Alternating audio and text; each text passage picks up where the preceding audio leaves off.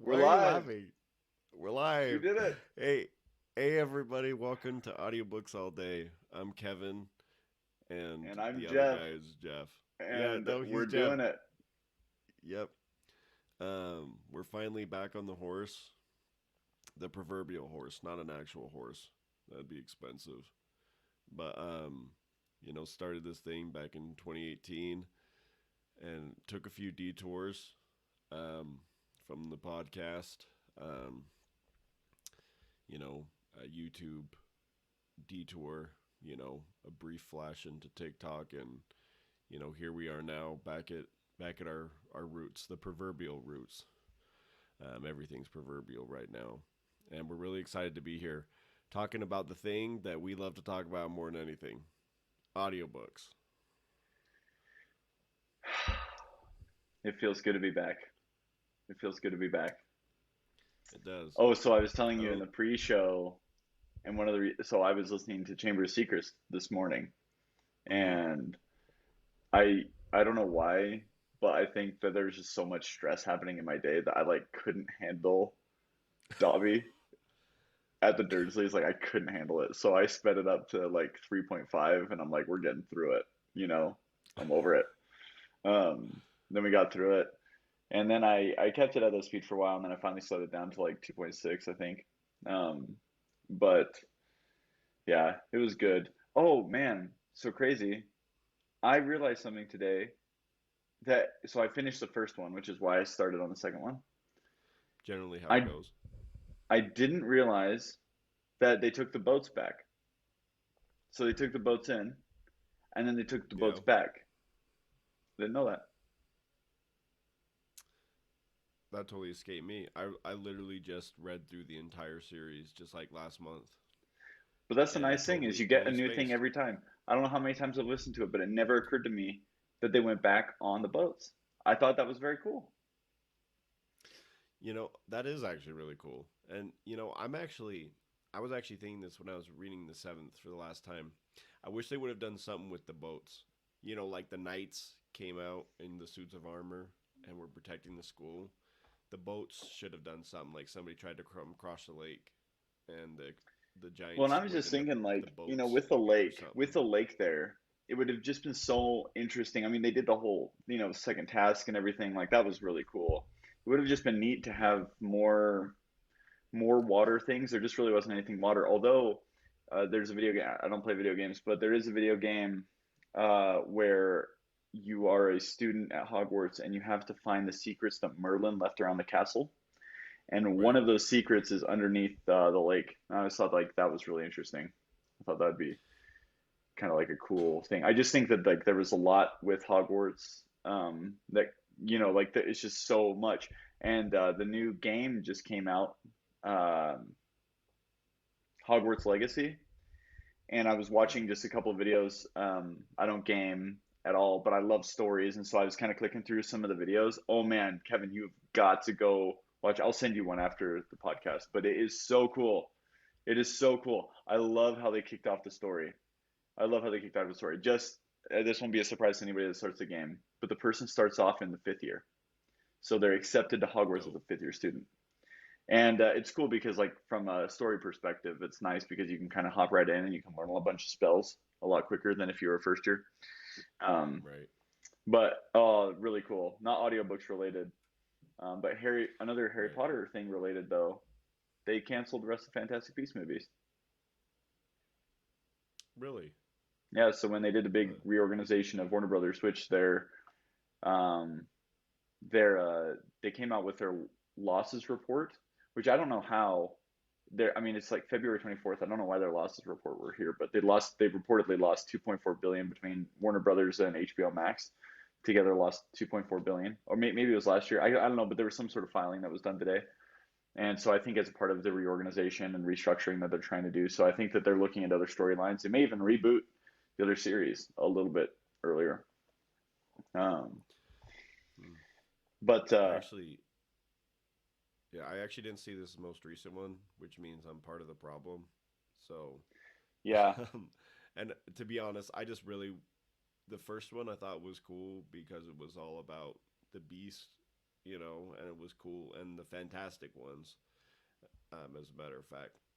And then it just, I don't know, like the story was somewhat interesting, but it didn't Yeah. really capture me. I feel like the supplemental Harry Potter media that's come out um, has not been, it's tough because you do measure it against, you know, the Harry Potter books, but it simply has not been the same. It's not lived up to the hype, and I think that's tough because I'm just not as interested. I'll just reread the seven again, like I did, instead of watching the movie. In fact, but you mentioned the video game.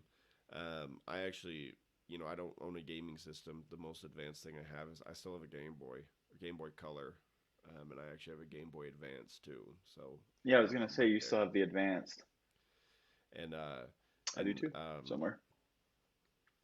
I was thinking like I might buy a PS5, and then I realized that inflation has hit the gaming industry over the last 20 years, and things are a lot more expensive than they used to be.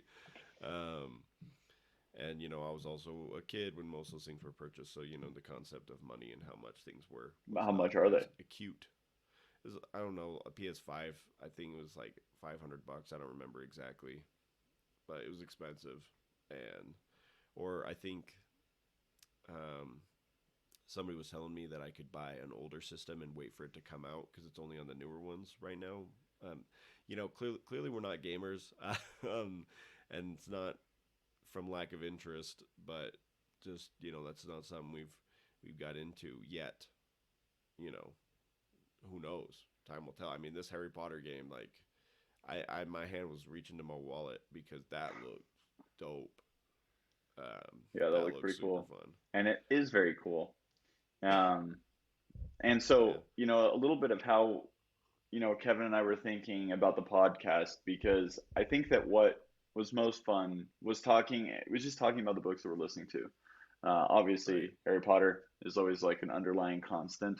Um, Right. but a You few always of the have a things Harry that, Potter book somewhere in progression. yep, it's just so good. And just a little bit of history. That's how we got into audiobooks was good old Jim Dale's recordings that Kevin and we would fall asleep to. We had a bunk bed and everything when we were kids.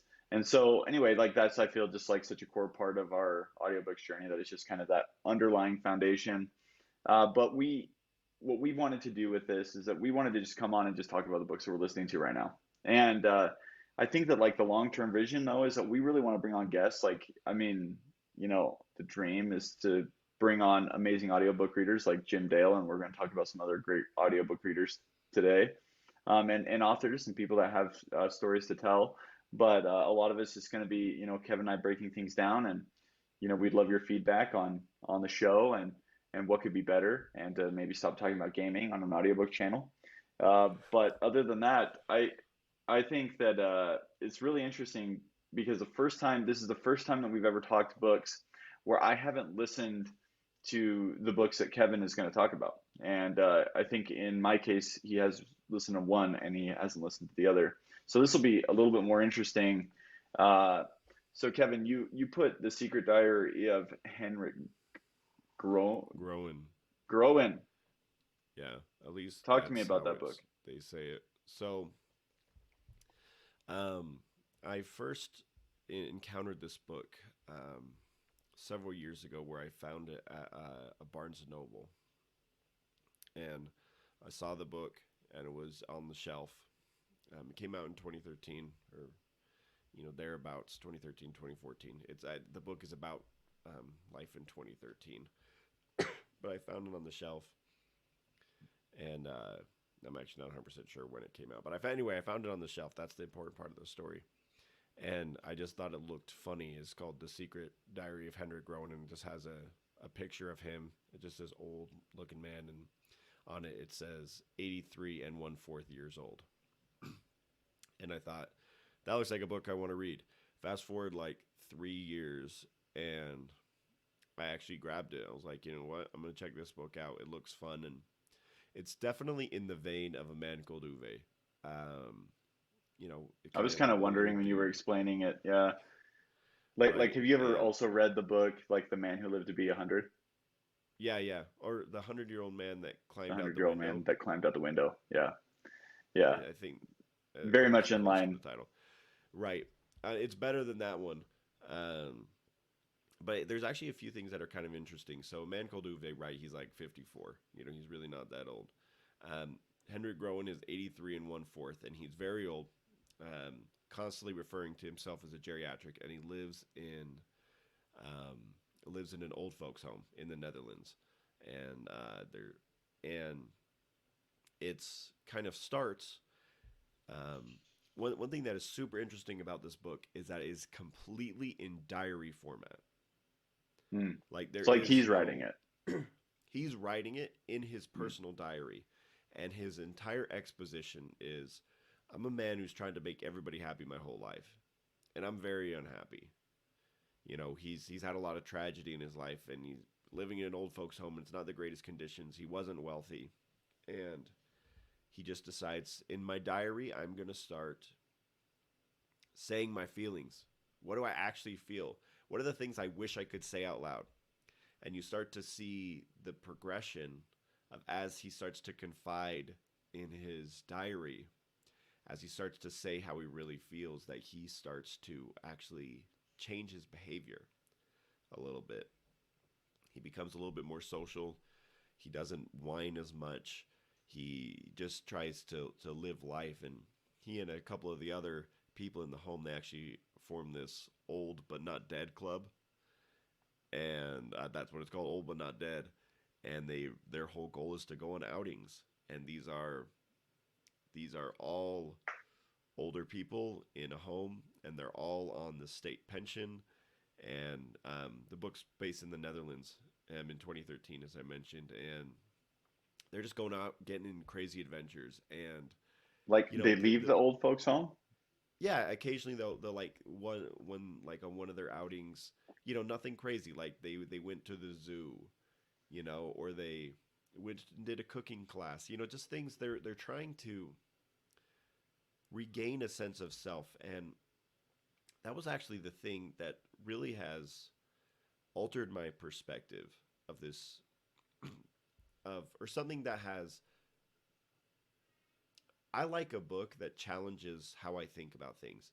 Not necessarily that I'm thinking about things wrong, which I do welcome, and I like to listen to those books to challenge my way of thinking. But also, if it gives me a perspective I just never considered, it's hard for me to put myself in the perspective of somebody in their mid 80s who really is losing everything.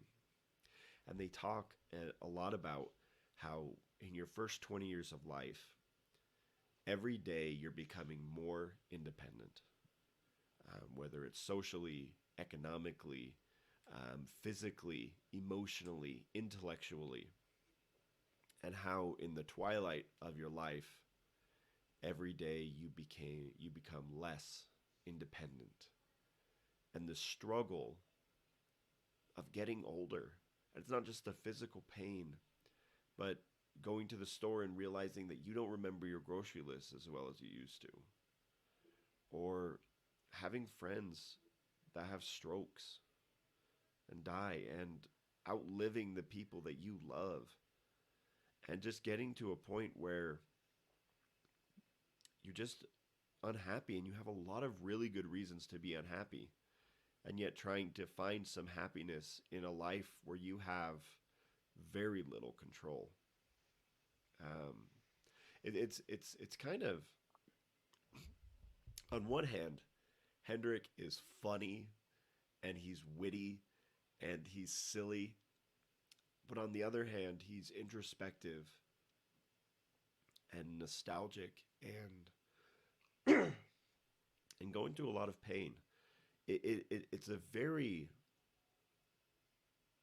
you know, I recently read a couple books where I read the first two of a series, and I just felt like everybody was flat. All the characters were flat. The main character was flat. The world was flat. Everything was flat. It wasn't depth. And that's the thing. That's the beauty about this book. That's what brought me in so much, is that Hendrik, you feel the complete spectrum of emotion and you feel like you actually get to know him. It's actually it's a very and because he's really writing in his diary, it's a very intimate feeling. It really is something special. So, like, would you recommend this book to others? I would definitely recommend this book to anyone. I think it's Yeah, it really has important. a lot of Man Called Duvet vibes. Obviously different, from a different Right. perspective. Yeah, I feel like the first book that really kind of did that for me was the Tuesdays with Maury.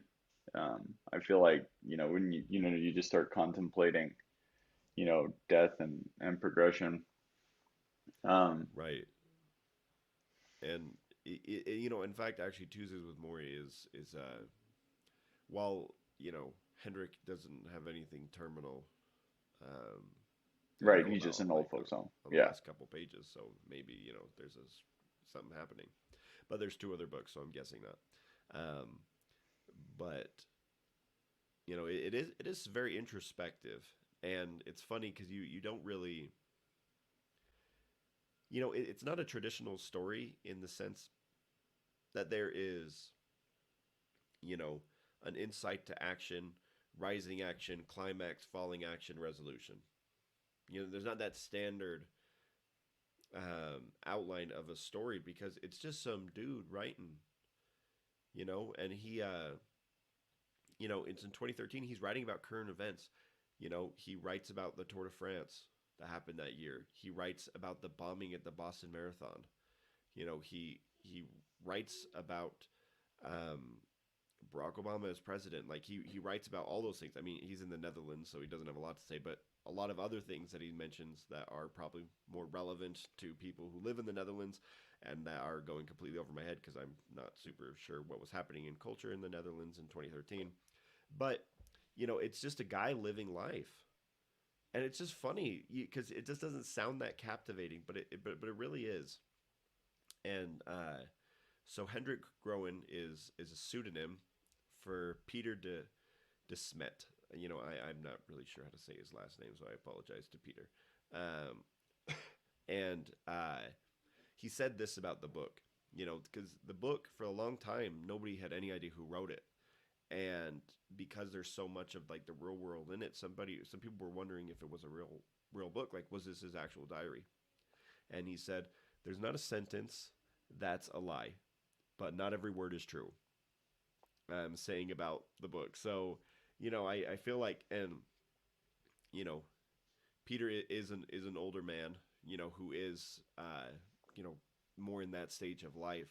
So it feels like it is something that is, it seems that is kind of autobiographical. And anyway, it's just a fun. I've been getting kind of heavy. There's a lot going on, but it's funny, and witty, and it's a really good book, and I would totally recommend um, anybody pick it up and read it. Um, but Jeff, why don't you tell me about more what you're reading right now? Yeah, so I thought that I would start with one of the books that you have read. We both have. It's actually book one of the Helldiver series by Nicholas Nice. Smith. And, um, I chose this one mainly because I love I love the book. I thought the book was fantastic, but I feel what also really drew me in was not just the book, but R.C. Bray. For those of you who listen to R.C. Bray often, I mean, he is so incredible, and I feel like he helped bring this book to life. Like specifically, like Captain Everhard, like the main character, I felt that guy so much come alive in this book. And I never really listen to post-apocalyptic stuff. It's just like I very rarely listen to novels in general. Um, but I did like Helldivers a lot, mainly because actually, like, so the biggest scene that caught me was when they first discover the sirens, which is like the main creature villain. Because that scene is so chilling. So it like starts off pretty dramatic, where you kind of learn what it entails to be a hell diver, to come down. a little bit of backstory. This book takes place 250 years after the events of World War III, which has left the planet a nuclear total wasteland, and two ships survived. Um, and some of my favorite parts is kind of the tension on these two ships. So there's the upper deck and the lower deckers, and the lower deck people work on the ship. The upper deck people provide kind of all the rest of the value that goes to kind of creating a culture. But the lower deck people, they're subject to a lot of radiation and wind up dying young. Anyway, there's a lot of tension there as you learn throughout the book.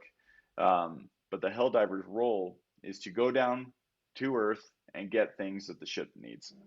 And that's a very traumatic process. And you run through a lot of Helldivers, and uh, Right, because the world's still radioactive and covered in radiation and radioactive clouds. Like they're in a flying ship because you can't be on Earth because you just can't be there. It's right. too dangerous and way too radioactive. And all the while, these ships are slowly decaying. And that just creates a really, really difficult situation. And so you kind of go throughout the book following this kind of small cast of characters, both hell divers and people that are aboard the ships. And I just enjoyed it. I thought it was a really fun book. Um, Although I haven't dove into the subsequent books, mainly because the way that this one ends, and I'm not going to go into the exact ending, but the way that it ends was almost so satisfying to me that I didn't want to listen to another one. And I know that sounds crazy, but I felt like I could almost predict what would happen in book two or book three. And I've never even read the summaries for them. And I mean, totally go and do it. Totally go and do it. Read them all, if you want. And I'm sure that for those of you that have read it, you're like, Jeff, you're crazy. You should totally go and do it. Kevin, I know, has read them all, but it was such a satisfying ending that to me it was over. Um, like there are just some series where I'm just like, oh man, I can't wait for the next book, Defiance of the Fall. Please give me the next book. But this one, like the book and the world was so satisfying, and the way that it ended was so, well, first of all, surprising. I did not anticipate a few of those things at the very end, specifically around the main character. Uh, and the way that it got left off, I don't know, it was so interesting to me that I never picked up another one. So I don't know, am I crazy? Uh, you are crazy on one account and not crazy on the other. And you're not crazy in thinking it was a great book and a satisfying ending. I think it was a great ending. Um, some people did not feel that way. Um, but I guess it felt like a very strong completion. And I will say that, so I've read all the books and I don't remember which one, but at like eight, there was another like ending where you're like, oh, the series is done. And then like a year and a half later, another one comes out, and I didn't even know another one was coming out. Mm, Where it was another like, oh, this story is done, and then there was more of the story to be told. You are crazy for not continuing because it's a great series. Um, it continues to develop, and it really adds a lot of elements. And it here's the thing: if the first book were a standalone novella, it'd be awesome. It'd be a great book, but they do flesh out a lot of things. Like it's so much is left unresolved in the first book, and yeah, it's very which I fun. agree So with. I agree with. I but the thing that was so beautiful is like the very last paragraph of that book. It right, was so good. Like that last paragraph, like my favorite ending of any movie of any time, place, where whatever is at the very end of Castaway, and Tom Hanks's character is sitting on his car at a four-way stop, just looking kind of which way, and like I love it because it really sparks in me like this. Oh my gosh, whatever way he goes down, his life is going to be totally different. He cannot choose a direction and go down at any sort of amount without it completely altering his life. And that to me was just so crazy. And I kind of felt a little bit about that, but in a different way. As far as like I felt it more mm, in as far as an ending goes rather than a beginning. Um, but like it sparked a lot of like visual for me, and so that was almost I almost felt like I'd be disappointed by continuing, but I'll probably give it a go. But that was one of the ones that I wanted to highlight. Um, I thought the RC Brace performance was really good, and I think kind of by nature I'm going to probably highlight a lot more that he winds up doing just because they're really good. And We will have you on the show one day, good sir. Um, but yeah, I will that's say it. that, That's it for Helldivers. Do you want to tell me about this other one that has a really long title? yeah. So I will just say that R.C. Bray is he's one of the best, and he has the awards and the cachet. Not I'm actually not 100% sure what cachet is, but I'm pretty But he sure he has has it. it. Yeah, he's got it in spades, and I really don't actually know what that expression. I mean, I know what it's supposed to mean. I don't know why it means that, but he has cachet in spades, and I feel okay saying that. I feel like that makes sense, and um, yeah. Anyway, but another book that I wanted to mention, books I've been reading, right? So, um, I made a huge mistake about was it in 2019 maybe? It was the beginning of 2020. No, the end of 2019. I made a huge mistake, and I don't remember the exact date, but it was a couple years ago. And I bought the first two books of the Chaos Seed series, or The Land, as it is formerly known as. And I bought those Wait, two, and that that was your in first. That was your first RPG? yeah, that was the first one. That was I dived right in, and I'd known what the lit RPG genre was. It's grown so much in the last couple years, like incredibly. Like it is so much bigger than it was even at that time. And I'm not some hipster that found it before everyone else did. A lot of people had read those books, and I was kind of holding out. I was like, I don't know if I'm gonna like it, but it was on sale. And I'm like, yeah, you know what, I'm gonna get it. And I got the first two books and I read them, and that was depending on your perspective, one of the biggest mistakes of my life because I have read over 100 lit RPGs since then, and I have no intention of slowing down. And for any of our listeners or maybe listener, but any of our friends out there who aren't familiar with what a lit RPG is, essentially, this is how I've described it to people and how I described it to Jeff, and he immediately said, "That's stupid. I don't want to listen to that," and he was wrong. Um, He was and wrong. has yeah, he was definitely wrong, and he has since confessed of his sins. Um, but bottom line is that it's kind of taking elements of a game and adding them into a book.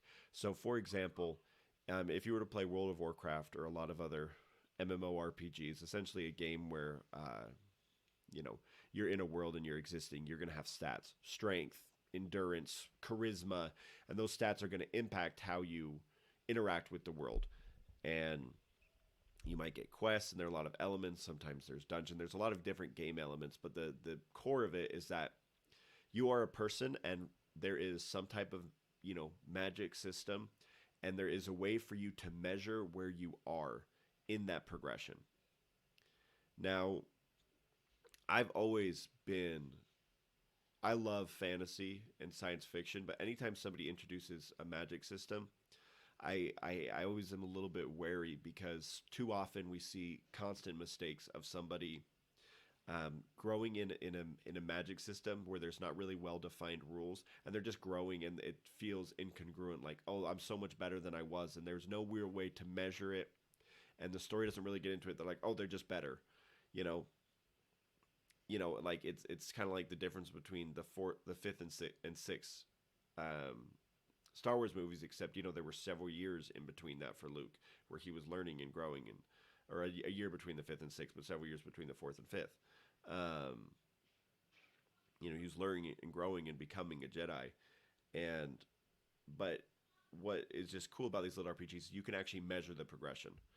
It's not completely binary that somebody with higher strength is going to beat somebody else. There's always a lot of different rules and a lot of different things, a lot of complications, but it helps you see the progression and feel it, and I love it. And um, one of the series that I've got into recently um, is The Good Guys by Eric Ugland, narrated by Neil Helligers, who I have. weirdly, I've run into a ton of stuff that he's narrated lately. So I feel like me and Neil are friends, even though we've never met. I'm actually not even sure what he looks like, but I feel like he also feels like I'm a friend. Um, I think that makes A sense to me. close friend. A close personal friend. Like I'm not invited to Christmas, but it wouldn't be weird if I showed up. I love that mug. That is a dope mug. I knew you would. Um, that's so great. But anyway, the books I read from the good guys, I've actually read all of them up to the most recent one that's come out, Flex in the City, which I actually got today to read because I wanted to finish it. But I reread the first two, which is One More Last Time and Air Today, Pawn Tomorrow. And all of the titles are puns of some type. They're all bad jokes. And like the most recent one, number 12 is Flex in the City. Um, and they sound super dumb. Um, but essentially, imagine this: you have this guy, and he is a bad dude. Well, he's not really a bad dude. He's a bad dude who is done. He's a okay dude who has found himself in a lot of bad situations in life, and he's made a lot of bad decisions. But he's always tried to be a good person. And once he gets his life kind of back on the straight and narrow, everything that he loves is taken from him. So he's sitting in his office, he's bleeding out, and death is literally on his doorstep. People who are about to kill him are coming in. And the very last friend he has, the last person in the entire world who can still consider him a friend, reaches out with an opportunity for him to save his life. And that turns into an opportunity where he is transported to this world of Voldrani. And there's a lot of different stuff, but he's transported from Earth to this world. And in this world, there are stats, and there is a lot of fighting, and there are quests, and there's a very snarky system, and there are gods who are fallible, and it's got everything that you want in a lit RPG. There are dungeons. You know, it's fun. It's funny. I actually laugh in this. I judge if a book is funny. If I actually laugh out loud, the book is funny, and this series has made me laugh out loud several times. Um, and it's just a fun one. You know, it's not. If you're looking for a really deep philosophical book, or even a book where all of the characters are super fleshed out and good and deep, this is not your series. You know, it's it's not bad, and I wouldn't say the characters are flat, but they're short books, and there's only so much fleshing out that they do because there's a lot of characters. And over the series, the main character gets fleshed out a lot, but it takes some time. And each book is like 8 9 hours, which I consider a very short book. I don't feel like a book is about the right size till it's about 20 hours. Then it's like, okay, now this book has a decent heft to it. But they're just short books. But which is when you have them, you can blast right through them, and they're a lot of fun. But yeah, they're just they're. I would recommend this series, and there's actually a congruent novel or series called The Bad Guys, which is also very good. In fact, it's actually it might be better, but it's really good. It's a few books behind, but it's about two people from Earth who have come to this world and living separate lives, and they're building up to when they're going to intertwine. But it's a great series. It's a lot of fun. So with the rating system, how how in line would it be in terms of, like, let's just say, the land? If I was comparing the two, which I just finished the land, by the way, fantastic. Can't wait for book two.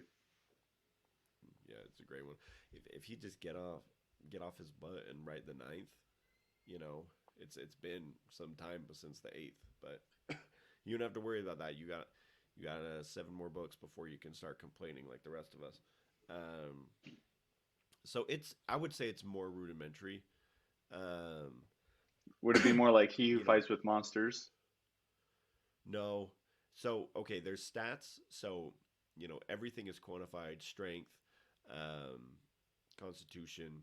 All the charisma, Normal. luck. All those things are quantified, and every level it's level based, and at every level you get a certain amount of points, and you attribute those points. Now, and it's not like a lot of others where you get amplifiers. There are some types of amplifiers, but it's much more rudimentary. But it's not like, oh, you achieve something, you get 5% to this stat. That doesn't really exist. It's a little bit more straightforward, which in some ways actually kind of levels the playing field because things are not quite as complicated. But also, I would say the stats also aren't as important. Um, I mean, they're really important, but you know, in different ones we've Is it the read, accomplishments of quests? Is that how, what's yeah, more the important? accomplishments of quest, Or but just I would say level? that everybody, it's just level, but everybody's still very mortal. That's one thing that I really like. Nobody's coming back from a head cut off or a stab to the heart. If you can get to Right. their heart, it's all over. You know, I know in He Who Fights with Monsters, it's a super different system, so I'm not trying to knock it. Um, but once you get to silver rank, unless you're pretty much Right. your head is exploded, you're gonna come back.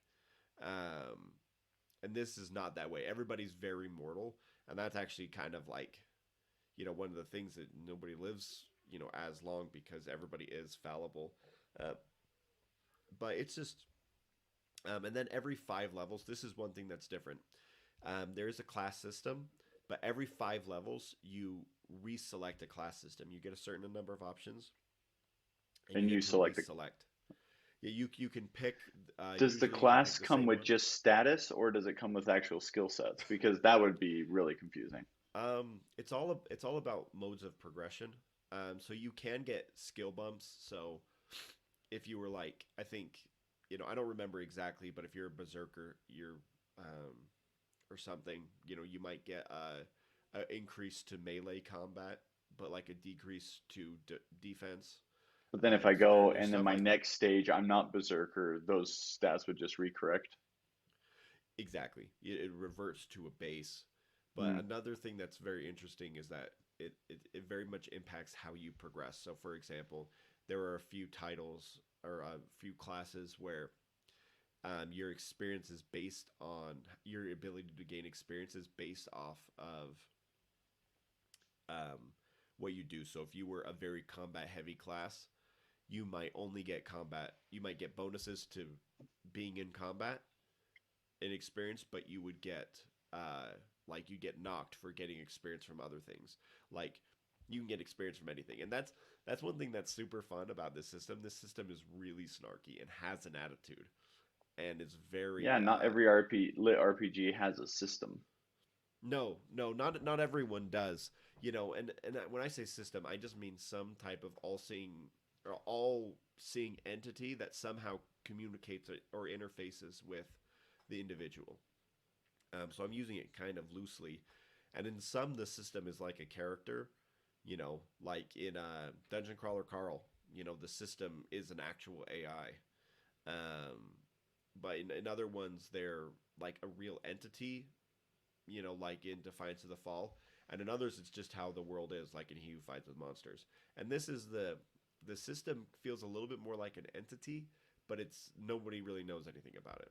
Right, right. Um, but yeah, it's honestly it's a fun one. It's not a hard read. It's easy to listen to. Neil is a really good narrator, and he keeps a really Hmm. good cadence, so you can speed it up without any problems. Um, Again, if you're looking for something super deep, um, try the Secret Diary of Hendrik Groen. Um, but it's a good one, and I would highly recommend it, especially if you're getting into lit RPGs. It's definitely one that's worthwhile. I'd read the good guys and the bad guys. So, um, yeah, I was waiting to get the third or the 13th Flex in the City, or maybe it's the 12th. I think it's the 13th. So I reread the first two, and it was a lot of fun. Um, but Jeff, what's the other book you're reading? You mentioned earlier that you had a book that I haven't read, and I'd love to learn about a new one. Yeah, just yeah, so pretty much the last thing that I wanted to mention was I listened to The Audacity to Win by David Plouffe.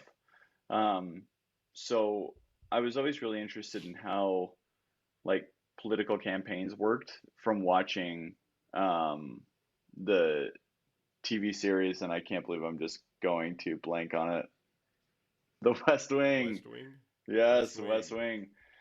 So good.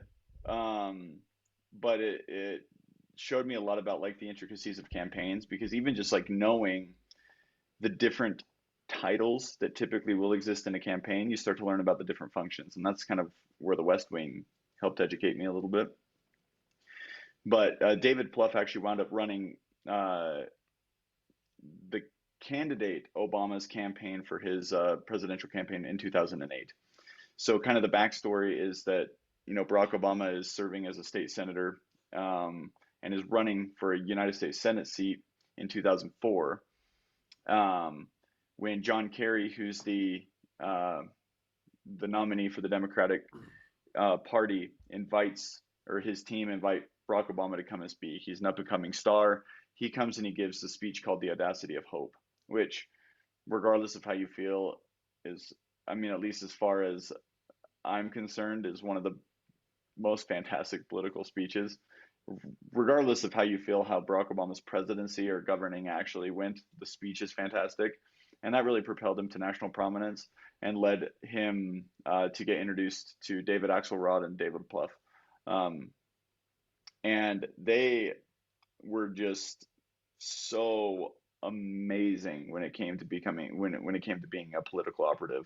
I think that a lot of the ways that presidential politics are going, I think that it's going to change quite a lot, especially with the Democratic Party moving around caucuses.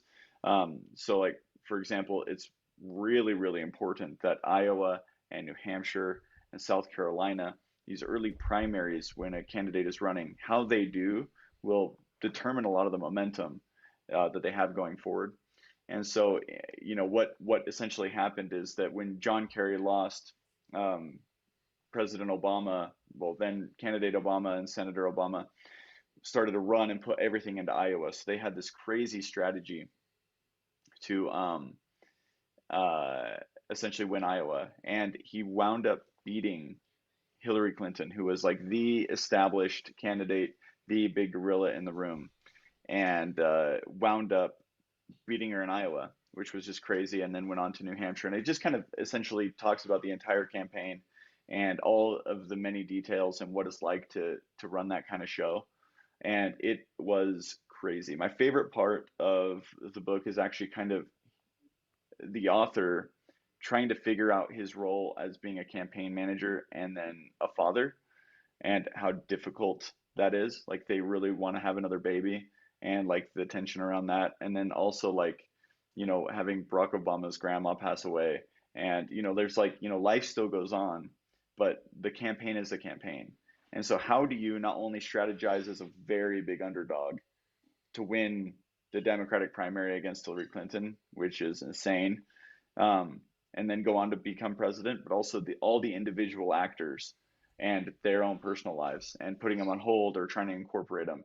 I mean, I thought that it was a really crazy story, cool story, and like the fact that that David Plouffe actually decided not to be active in the White House after the campaign, I think really showed what kind of a toll that took on him as a campaign manager.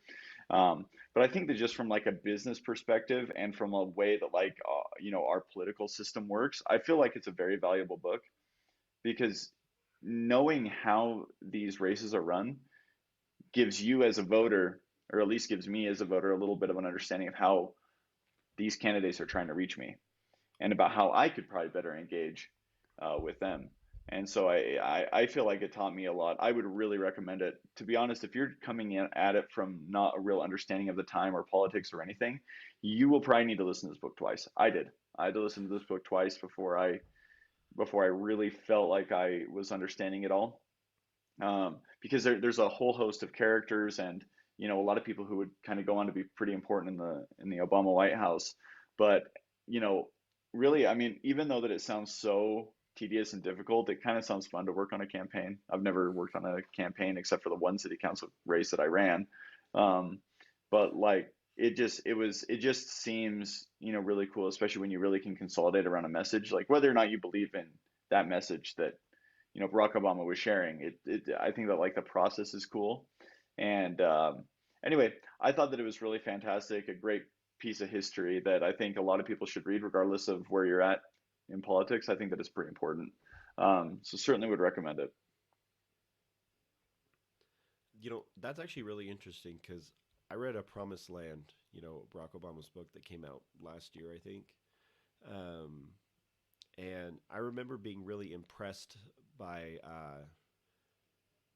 or made an impression on me the chapters that are about him actually running his campaign.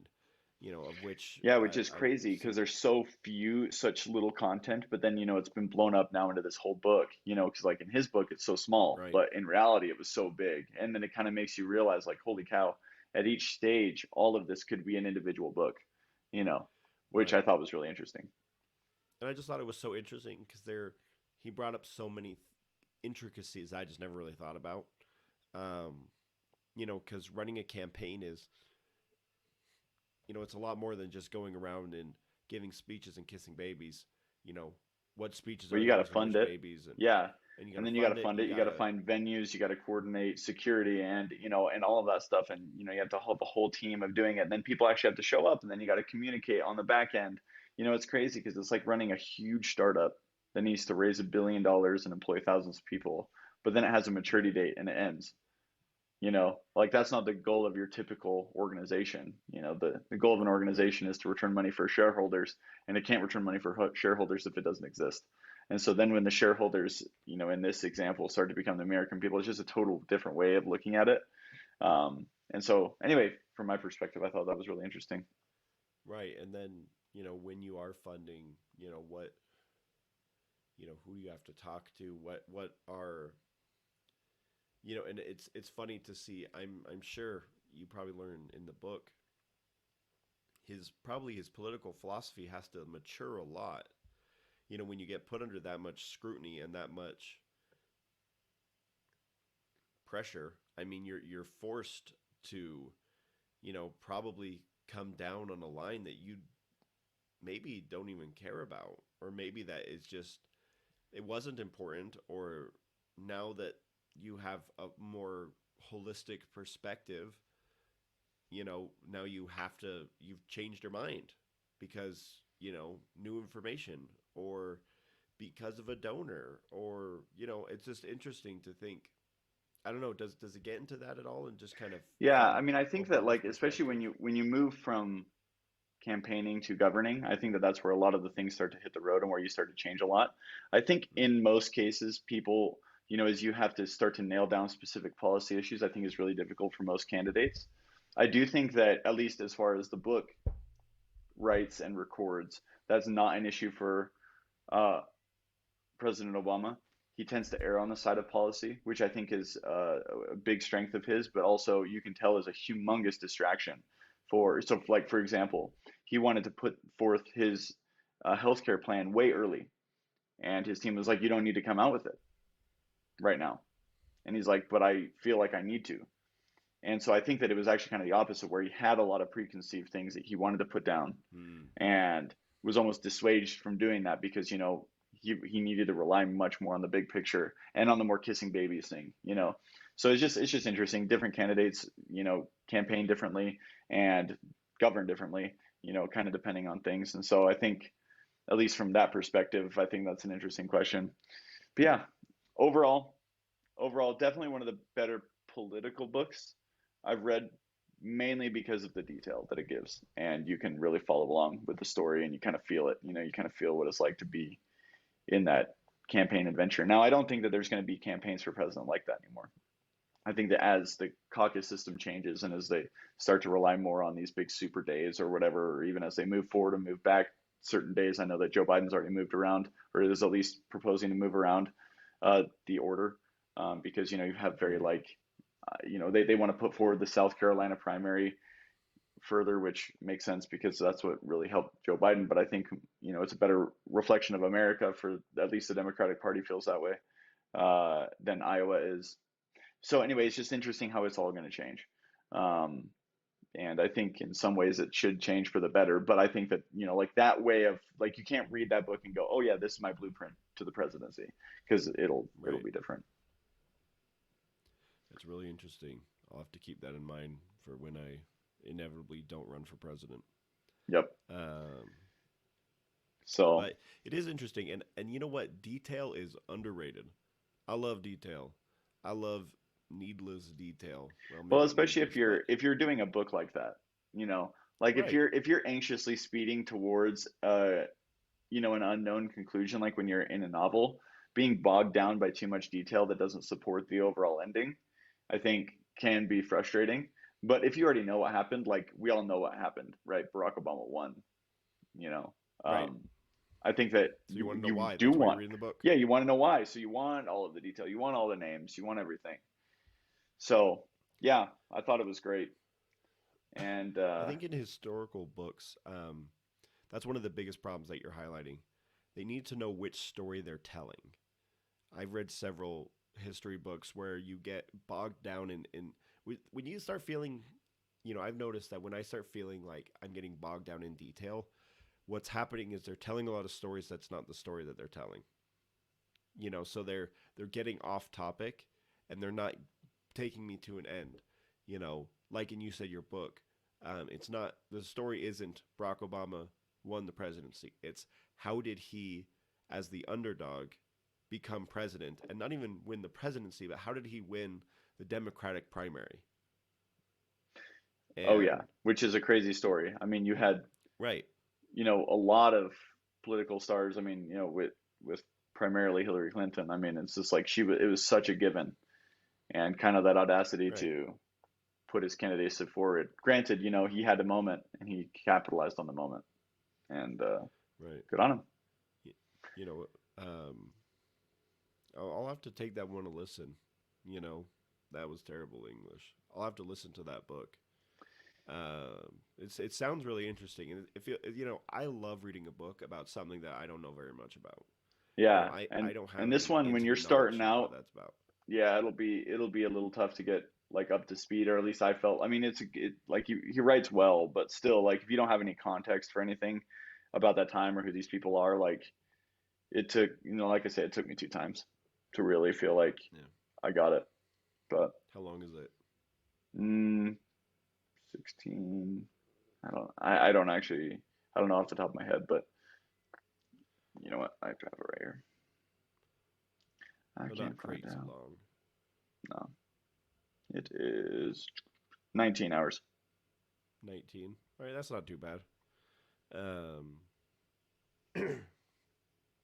oh yeah, no, that actually zoomed in pretty decently. We did. Um, but anyway, man, those are some interesting ones. That's one reason why I love talking about books with you is because sometimes we're just going in completely different directions. Um, but yeah, But no, that's the best it's part about listening, you know? that's the best part. There's so many stories out there, in so many different genres, you know, about so many different things, whether it's, you know, Seabiscuit or political campaigns or a semi autobiographical, semi fictional diary or a lit RPG or, a post apocalyptic, story like that. There's just so many stories out there and there's so many fun things to listen to. It's just it's just great. It's just amazing to have more things that you don't know. There's always something else. There's always another great book right around the corner. And that's why we're going to keep coming back. Yeah, that's why we're gonna keep coming back, keep talking about books. Um, bring some people on, talk to them about books, and see how books help them and shape their lives and enrich us all. But you know, Jeff, thanks for taking the time. Thanks to myself for also being here, I guess. Um, but yeah, everybody, thanks for being here with audiobooks all day, and we'll catch you next time. See you.